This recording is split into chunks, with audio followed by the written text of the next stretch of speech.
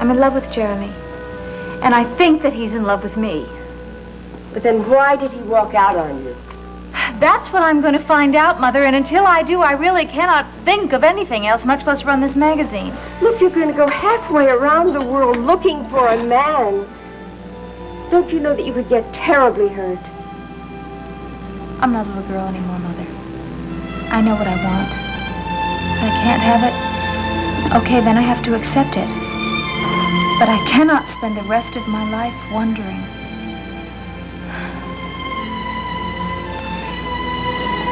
No matter what the risks, I've got to know the truth about Jeremy and me.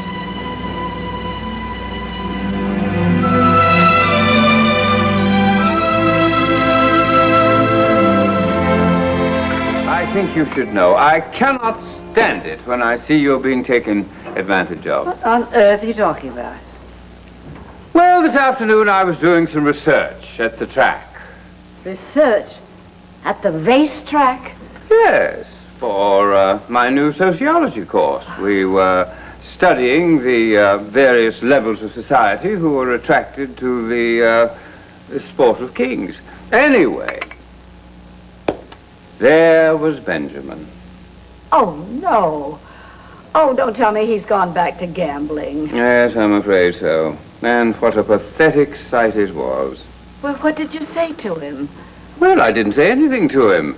In fact, he didn't even know I was there. Why not, for pity's sakes? I mean, couldn't you have stopped him from doing it? Well, certainly not. You can't interrupt a compulsive gambler in the middle of his passion. Oh, and just how did you learn that? Well, I've done quite a lot of reading on the subject. Those kind of people will lie, rob, cheat. They'll do anything to keep up with their habit. Oh, and I so hoped that he'd straighten himself out. I know he's a member of Gamblers Anonymous. Well, apparently he's fallen off the wagon, as it were, and taken your money with him.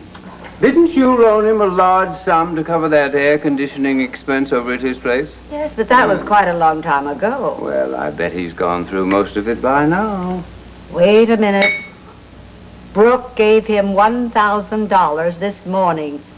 He claimed he needed it for Emily Ann's dental expenses. Ah!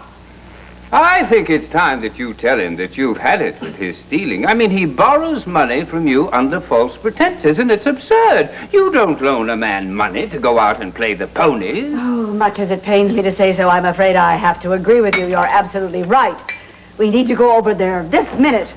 The time has come for us to serve notice on Benjamin Sago. Daddy, hi, I didn't even hear you come in. Were you scanning the heavens for someone you love, my dear? Well, I know this sounds stupid, but I was hoping that Tad was looking at the same stars, and I was hoping they'd give him a message to call. No doubt he and Dottie haven't heard about the computer disc, I think. No, and I just can't wait to give him this good news. You know, I bet if he does know, he would be here by morning. Well, it depends on how far away he is. Phoebe, what are you doing? What does it look like I'm doing? I'm fixing myself a drink. Well, that's a pretty stiff drink, if I must say. Well, you two, I think I'm going to bed. Good. I don't like the idea of your sitting around here all night waiting for Tad's call. I know, but I just can't help it. I'm so excited. I have so much to tell him. You know, I think being so happy is just exhausting. Well, now, you go upstairs and get a good night's rest, because I doubt if he'll call anyway tonight. Oh, but if he does, make sure you wake me up, okay? And also, if I'm already gone in the morning and he calls, tell him I have to speak to him and to track me down somehow. But you'll be at the university. Well, I know, but... Okay, I'll just tell the university office that I'm expecting an emergency long-distance call. Mm-hmm. I see. You want us to put Tad on hold until we find you at school. Oh, no, I'll just rush right home, and you can tell Tad to call again, and if there's any kind of problem, just tell him to call collect. All right, we've got our orders. Now, you Great. go up and get a good rest. Oh, thank you, Daddy. I love you. Love you, Aunt Phoebe. Good night. Good night. Good night. Well, she certainly has a hectic schedule, doesn't she? And it's only going to get worse unless you do something about it. What are you talking about? She's happier than I've ever seen her. Because she's living in a dream world. That poor child actually believes that once Tad Martin gets home, everything will be wonderful. Because she's in love, Phoebe. Look, unless you want to see your daughter condemned to a lifetime of misery, you'll see to it that she does not get re-involved with Tad Martin. Oh, there's nothing we can do about it. Oh, spoken like a man. No, seriously. I am serious. I'm not being facetious at all. Do you really think I want to stand by and see that poor child's heart broken by that troublemaking womanizer? Because that's what he is. Phoebe, you're too hard on the boy. This is the time to be hard before he wrecks her life. Phoebe, you're drinking that vodka as though it were water on a hot day. Now stop it. Oh, you would rather nag me about this inconsequential thing than to face the real problem. I'd rather be upstairs in bed, that's what. And for goodness sakes, go. As for me, I'm too upset to even think about sleep. Well, you won't have any trouble sleeping if you keep that up. And if you keep this up, you're going to find yourself sleeping in the guest room. Well, I can't imagine what's put you into such a foul mood. Good night, love. Good night. No. Oh, I do not understand men. They're all the same. Charles was like that, too. They absolutely refuse to see tragedy until it is struck. Oh, I really believe that Langley would rather wait until his daughter comes home, crying on her knees because Tad has left her or he's gotten some other woman pregnant or goodness knows what.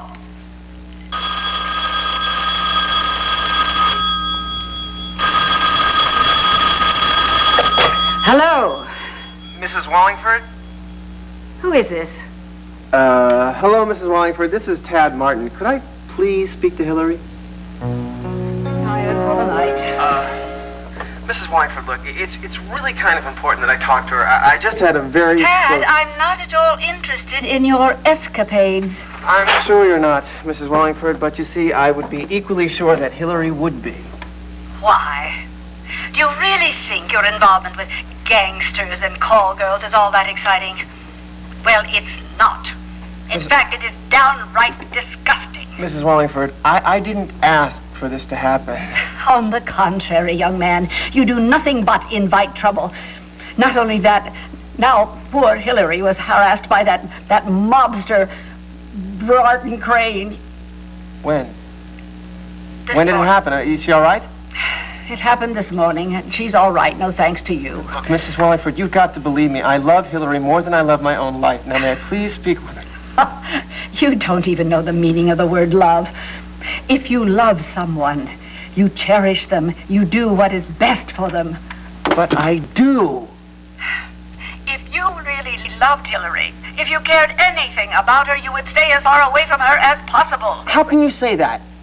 How can you say that when you know as well as I do that she loves me? Hillary is still a very, very sheltered young woman. She hasn't the faintest idea of the misery that she'd be letting herself in for. Miss Wallingford, this is ridiculous. You can't keep me from talking to her forever. Oh, well, I can tonight, young man, because as soon as I hang up this phone, I am unplugging it. Good night.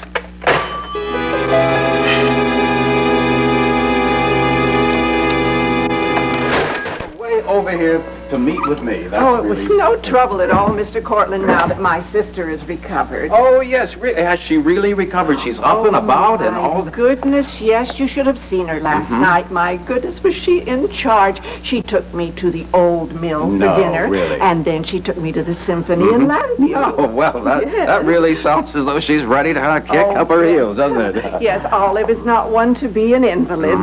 You know, she always felt very guilty that I had to leave my job and go take care of her.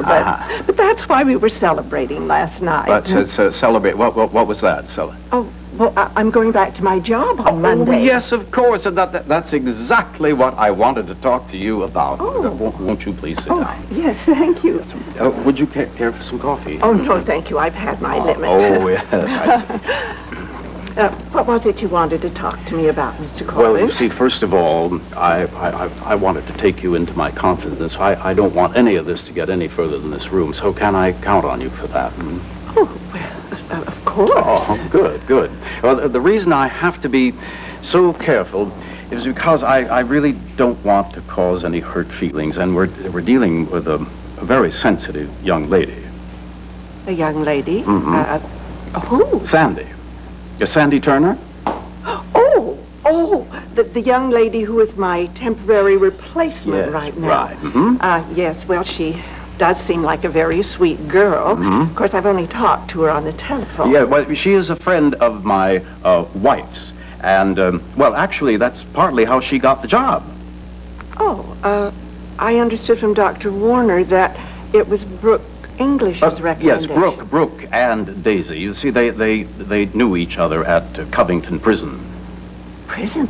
Oh, I had no idea that the girl was Oh, no, criminal. she's not the criminal type. Oh, no. Unfortunately, her boyfriend kind of led her into some rather evil ways. But be that as it may, she befriended Daisy at Covington. Oh, well, I'm sure that was very helpful to yes, Mrs. it was. Cortland in that awful place. Yes, well, you see, we really feel as though we owe Sandy some consideration. The poor girl, it is so difficult for her to find employment.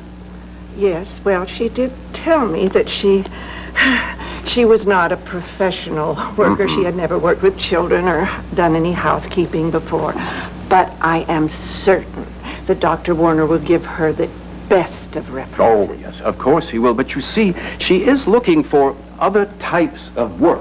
She's had a few nibbles, but there hasn't been anything definite yet. Until there is something definite, she really needs this job.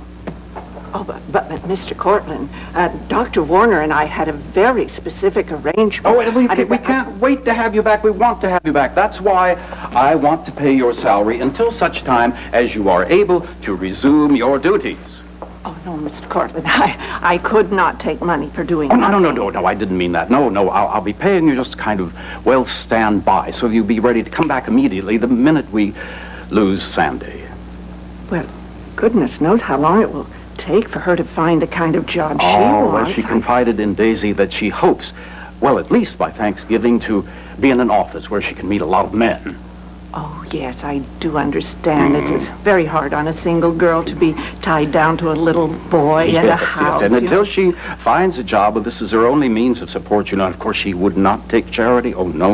Oh, I do understand. I do. Yes, so you will go along with the little plan, Well, I guess I could find something to do for a couple of weeks. Yes, I'm sure. Well, and also, would you please tell Cliff that, well, you want to give your sister a couple of more weeks. I mean, some time to convalesce, and that you won't be coming back quite yet.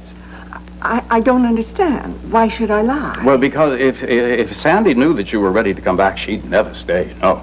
I mean, Dr. Warner doesn't know anything. No, and I don't want him to know, because if he knew, he'd insist on paying your salary and Sandy's salary, and if we would just be... I see what you mean. That would really be too much for him, and he would likely want to do Yes, that. and so it will be our little secret, right? Oh, all right, Oh, Mr. good, Cortland. Mrs. Gray. The check will be in the mail. There we go. Well, you know, maybe I can take a class in something. Yes, of course. Why, that would be wonderful. Well, thank you so much. Thank you. Goodbye, Mrs. Gurney. Goodbye. You can take 4 years of college. Yes, darling. Oh, good morning. Good morning, darling. Good coffee. Oh, there we Pour go. me a cup while I bite your ear. Don't do that. I'll get the telephone. Just keep pouring. Hello? Hi, Daisy. Have you heard from Sandy at all? Cliff, isn't she there? No, she left last night and with no real notice at all of where she was going at all. You mean there's no sign of her this morning? No. Look, and I have to go to work. I hate to ask this. Can I drop Bobby off if she doesn't show up before I have to leave? Yes, of course. Oh, call Brooke. They're No, very I already good called friends. Brooke. She's not there. Look, I'll call or I'll drop him off. I'm sorry for this. No, okay. Bye-bye, Cliff. What's that all about? Well, Sandy seems to have disappeared this morning.